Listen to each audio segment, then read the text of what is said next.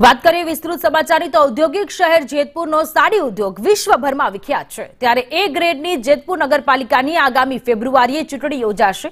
જેતપુર પાલિકામાં છેલ્લા 15 વર્ષથી ભાજપનો દબદબો છે। ત્યારે નગરપાલિકાની ચૂંટણીમાં ભાજપ ફરી સત્તા હાંસલ કરશે કે કોંગ્રેસ અપસેટ સર્જશે?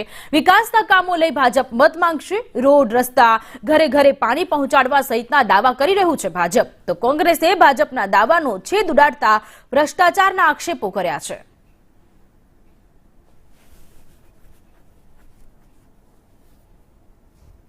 समग्र भारत में औद्योगिक शहर जेनु नाम है एवं जेतपुर અને જેતપુરની ए ग्रेड नगरपालिका જેતપુરની ए ग्रेड नगरपालिकाना આજથી ફોર્મ ભરવાનું શરૂ થઈ રહ્યું છે। ત્યારે ભાજપ અને કોંગ્રેસ બંને રાજકીય પાર્ટીઓ છે તેના અહીંયા આગેવાનો છે। આપણે તેમની સાથે વાત કરશું। મહિલાના મત હોય અને પ્રથમ મહિલાનું શાસન હોય તો મહિલાથી જ શરૂઆત કરીએ। શું કહેશો, ભાજપ શાસન કેવું આપને 5 વર્ષમાં? પેલા તો મહિલાઓને શું જોઈએ? લાઇટ, પાણી અને રોડ, તો એ 3 વસ્તુ મળેલી છે। કોંગ્રેસ વખતે બેડા લઈને નગરપાલિકાએ જવું પડતું, અત્યારે તમે જો તો નળ ખોલો અને પાણી આવે છે। અને મહિલા શાસનની વાત આવી તો અત્યારે તમે જો તો 50% અનામત છે, તો આજે તમે જો તો સામેના પક્ષ પાસે મહિલા જ નથી। અમારા 44 ઉમેદવારની અંદરમાં મહિલાઓને 22 સ્થાન આપવામાં આવેલ છે, જેથી કરીને એવો આક્ષેપ ખોટો છે તેનો। તો મહિલા અત્યારે કેમ નથી દેખાતી? મહિલા અત્યારે નો દેખાતા અમે તો જણ થઈ, પછી શું જરૂર છે?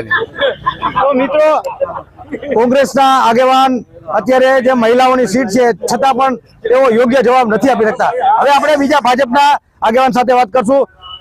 15 વર્ષથી ભાજપનું શાસન હતું, 5 કામ ગણાવો જેતપુરમાં કે જે આંખે ઉડીને વળગે। જેતપુર નવાગઢ નગરપાલિકામાં ભારતીય જનતા પાર્ટીનું છેલ્લા 15 વર્ષીય શાસન છે। એમાં ભૂગર્ભ ગટર, ગંદકી મુક્ત જેતપુર, આ ગાર્ડનનો વિકાસ, એક કાતરા પાણી જેવા અનેકવિધ કાર્ય અને હમણાં જ નવી સ્ટ્રીટ લાઇટો પણ ફિટ કરવામાં આવી છે। આમ જોઈએ તો કોંગ્રેસની 44 સીટ હારવાના છે અને ભારતીય જનતા પાર્ટી 44માંથી 44 સીટ જીતશે। એટલે કોંગ્રેસના મિત્રો અત્યારે રઘવાયા થઈ ગયા છે, એમની ડિપોઝિટ પણ ડૂલ થવાની છે। જોયું, ભાજપના આગેવાનને 5 કામ ગણાવવાનું કીધું હતું, 3 કામ જ ગણાવ્યા અને તે પણ તેનો જવાબ પણ આપણે કોંગ્રેસ પાસેથી લેશું। 3 કામ જ ગણાવી શક્યા અને તેનો જવાબ હવે તમે આપો। 3 કામ ગણાવ્યા અને બીજા શું બાકી છે? મારા પ્રતિસ્પર્ધી મિત્રને ખબર નથી કે નગરપાલિકાની ચૂંટણીની અંદર લેખાજોખાનો હિસાબ થતો હોય છે। 10 વર્ષથી તમારું શાસન હતું, તમે એક પણ ટાઉન હોલ આપી શક્યા ગામને? નથી આપી શક્યા। ઓપન થિયેટર છે સામા કાંઠે, એ ઓપન થિયેટર અત્યારે ગૌશાળા બની ગઈ। આ તમારું કરતૂત।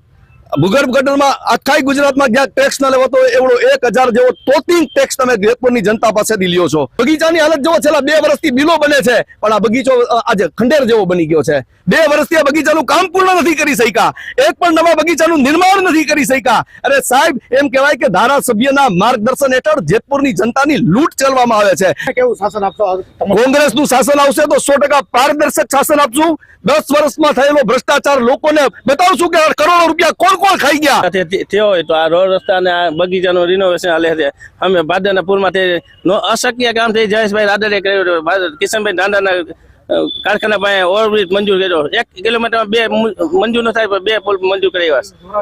ધોળાજી રોડ ને બધી આ તમે નરી આંખે દેખાય એવું છે ત્યાં વિકાસ કેવો થયો। જેતપુર નગરપાલિકામાં 15 વર્ષથી ભાજપનું શાસન છે। ભાજપના શાસનની અંદર મેં 11 મુદ્દાઓની માહિતી માંગી છે, કરોડોના બોગસ બિલની, અને એની 40,000 પત્રિકા પણ જેતપુર શહેરની અંદર ફરી રહી છે।